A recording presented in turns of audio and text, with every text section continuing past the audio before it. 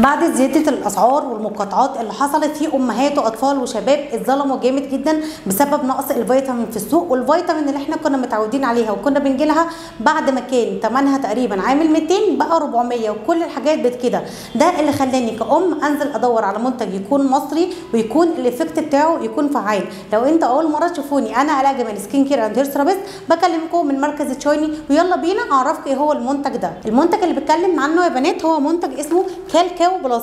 منتج كالكاو بلس ده هو منتج فيه 30 حبايه، يعني هتكفيكي لمده شهر لو انت هتاخدي حبايه بس في اليوم. بس ما اعتقدش ان انت هتاخدي حبايه في اليوم، لان المنتج تقريبا كده عامل زي الشوكولاته. عارفين كده الشوكولاته بار اللي احنا بنجيبها في اي مكان وبناكلها؟ هو عامل زيه بالظبط، عامل زي الكراميل او التوفي. ينفع ليكي وينفع لطفلك كمان، بس بشرط ان هو يكون عدى ال3 سنين. ممكن تاخدي قطعه وممكن تاخدي قطعتين يعني، بس انا ما احبش ان انت تاخدي جرعه اكتر من كده. بيعمل ايه بقى كاوكال ده بلس، او ايه هو مكوناته؟ اول حاجه من مكوناته الكاكاو، ومكوناته السكر، وفي كده ريحه شوكليت، وده اللي انا بقول لكم هيخلي الاطفال بتاعكم تحبوه. هو بقى في ايه؟ هو في اوميجا 3، وفي كمان فيتامين، وفي مغنيسيوم، وفي املاح، وفي معادن، وفي كالسيوم. كل دي الحاجات اللي بتكون محتاجينها كستات او كبنات او كامهات علشان اطفالنا.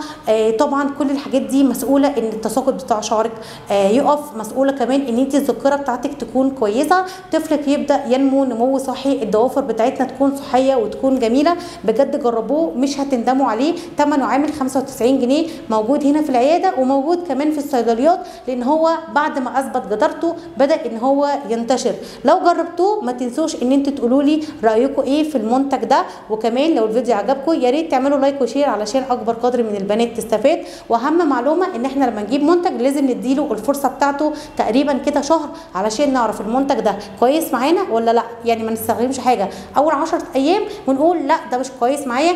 ادوا الحاجه فرصتها، سواء كان بقى حاجه بتتشرب، حاجه للبشره، حاجه للشعر، وبجد هتلاقوا نتيجه مذهله. مع السلامه.